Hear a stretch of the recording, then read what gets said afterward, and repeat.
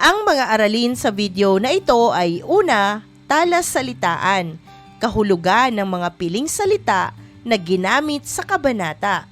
Ikalawa, buod ng kabanata 16 hanggang kabanata 18 ng obra maestrang akda na Ibong Adarna. Ikatlo, mga mahalagang tanong pagsusuri at gabay na sagot ukol sa akda.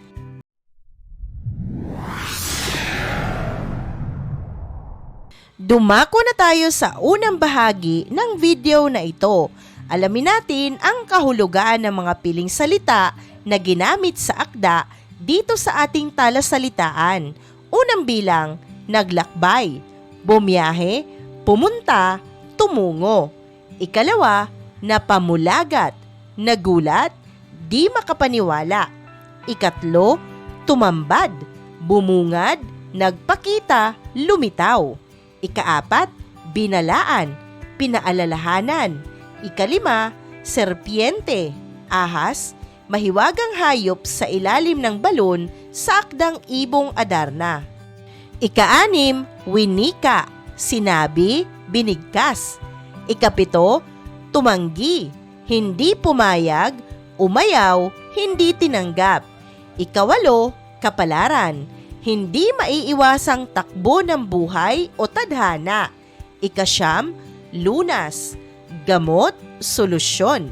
Ikasampo, kapighatian, kalungkutan, kasawian. Ikalabing isa, pawiin, alisin, burahin, kalimutan. Ikalabindalawa, alinlangan, hindi tiyak, nag-aatubili, hindi sigurado.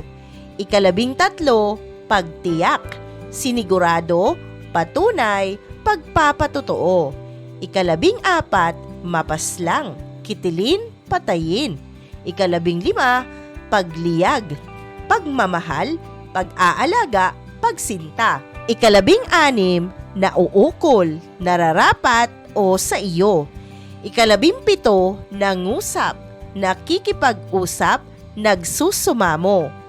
Kabanata 16, si Prinsesa Leonora.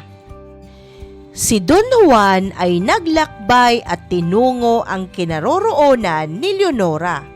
Pagkakita'y napamulagat sa ganda ng palasyong tumambad sa kanya. Ikinabigla naman ni Prinsesa Leonora ang pagdating ni Don Juan sa palasyo. Agad niya itong binalaan. Sinabihang si Don Juan ay papatayin ng serpiente kapag siya'y nakita nito. Ngunit si Don Juan ay tumangging umalis at winika na kung sakali mang siya'y mapaslang ng serpiente, ito'y kanyang kapalaran, basta't makalaya lamang si Prinsesa Leonora mula sa pagkakabihag nito. Pinayapa ni Don Juan ang pag-aalala ni Leonora. Kalaunay tinanong ng dalaga kung paano natuklasan ni Don Juan ang palasyo kung saan siya bihag ng serpiente.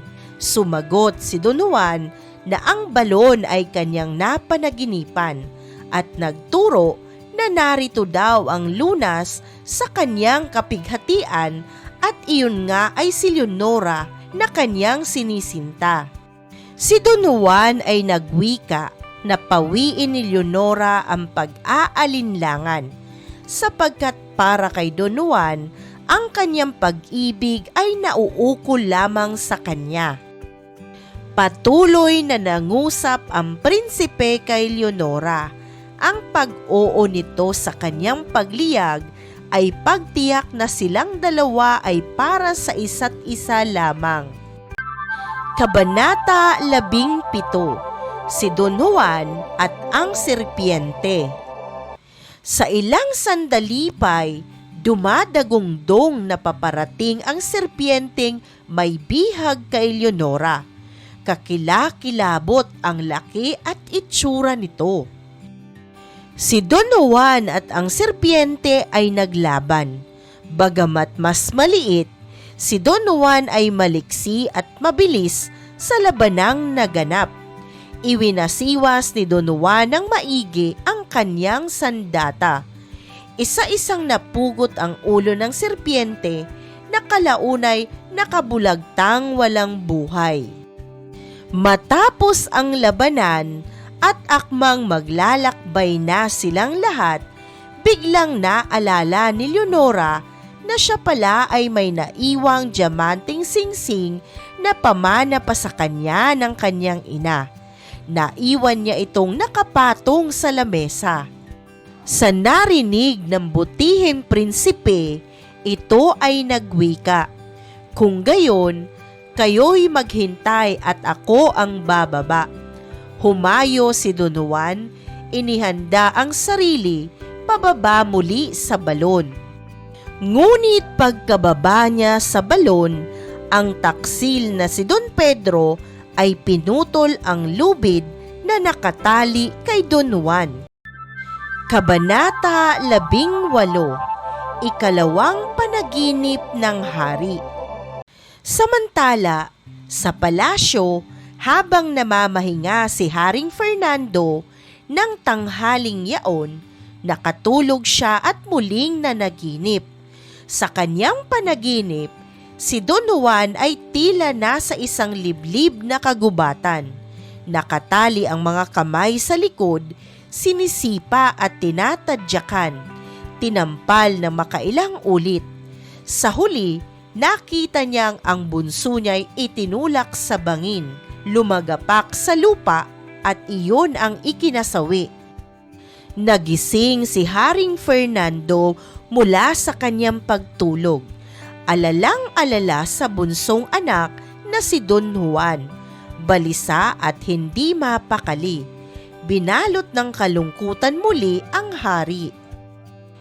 Ilang sandali pa ang lumipas, nakabalik na sa palasyo sina Don Pedro at Don Diego.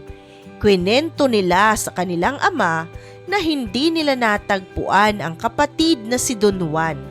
Ngunit kanilang ibinalita sa ama na natagpuan nila ang dalawang prinsesa sa kabundukan. Ang binalak ng dalawa tungkol sa pag-aasawa ay kanilang iminungkahi sa ama.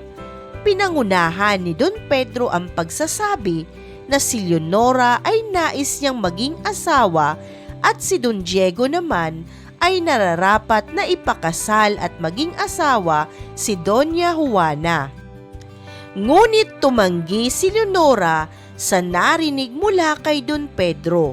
Siya ay nagwika na simula nang pumanaw ang kanyang ina, napagpasyahan niyang mamuhay siyang mag-isa at dinais na mag-asawa pa. Nang marinig ng hari ang tinura ni Leonora, ay sinabihan si Pedro na hindi kaagad mangyayari ang kanyang nais sapagkat si Leonora ay may nauna ng panata. Winika ng hari na hayaan ito sa kanyang pamamanata at huwag madaliin. Pasasaan ba't kung tunay ang hangarin ni Don Pedro ay mapapayagan din siya ni Leonora sa kanyang nais. Iyong napakinggan ang mga pangyayari sa Kabanata 16 hanggang Kabanata 18 ng Ibong Adarna. Dumako na tayo sa mga mahalagang tanong pagsusuri at gabay na sagot ukol sa akda. Unang tanong, anong aral ang nais na ipaunawa ng may akda sa kabanatang binasa? Narito ang maaari mong maging gabay na sagot. Binigyan diin sa Kabanata 16 ang pagiging mabuti ni Don Juan sa pamamagitan ng pagligtas sa dalawang prinsesang bihag ng higante at ahas. Sa Kabanata 17 naman, pinatunayan ng magkapatid na sarili lamang nila ang kanilang iniisip. Umabot na sila sa hangganan ng kanilang inggit at kasamaan upang magawa nilang pagtaksilan sa muling pagkakataon si Don Juan na wala namang ginagawa sa kanilang masama. Sa Kabanata 18 naman, ipinakita ni Haring Fernando kung paano niyang binibigyang halaga ang nais ng isang tao kahit siya pa ay makapangyarihan at maaari niyang ipag-utos na lamang ang nais. Ngunit ang hiling ni Leonora ay kanyang ginalang at pinayo pa kay Don Pedro na siya ay hayaan sa panata. Naging patas siya sa pagkakataong ito sa halip na sundin ang nais ng kanyang anak. Patunay na nais niyang maging mabuti ang kanyang dalawang anak. Marahil nakikita ni Don Fernando ito kay Don Juan. Ang mga pagtutuwid ni Don Fernando sa dalawang prinsipe ay minasama nila at inakalang puro si Don Juan lamang ang nais ng ama, bagkus na maunawaang ito ay gabay lamang sa kanila upang maging huwaran sa palasyo ng iba pang mamamayan. Ikalawang tanong, ano ang ipinakitang katangian ng mga karakter sa kabanatang binasa? Narito ang maaari mong maging gabay na sagot. Ipinakita ng karakter ni Don Juan sa kabanata ang pagiging mabuting tao, matulungin at maunawain, ngunit matapang na ipaglalaban ang naaapi katulad ni na Doña Juana at Leonora. Matapang niya rin na nagapi ang nakakakilabot na nilalang, patunay na kaya niyang gumanti sa kanyang mga kapatid, ngunit pinipili niyang hindi. Ang karakter naman ni na Don Pedro at Don Diego ay nagpapakita ng masamang pag-uugali ng isang kapatid. Tila patunay na sa ating lipunan, hindi nawawala ang mga taong makasarili. Kaya ng mga ito na makapanakit, makuha lamang ang kanilang nais. Ipinapakita din ng karakter nila na walang pinipiling lugar at kondisyon ang kanilang pananamantala upang maisakatuparan ang nais. Ang mga pangyayari ay tila paalala sa atin na maging mabuti, ngunit huwag basta magtitiwala na lamang. Lalo pat minsan ang nakagawa ng ganong klaseng pagtataksil sa atin.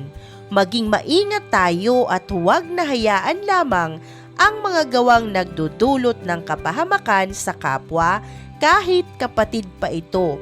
Mas dapat pa nga silang ituwid upang hindi mamayagpag ang pagiging sakim at masama. Isang mahalagang aralin muli ang iyong napanood. Maraming salamat sa panonood sa channel na Aralin sa Filipino. Huwag mag-atubiling mag-comment ng inyong tanong, suggestions o paglilinaw ukol sa aralin. Munting kahilingan sa iyong kaibigan, paki-like, share, and subscribe para updated ka sa mga susunod pang bagong video ng Aralin mo sa Filipino.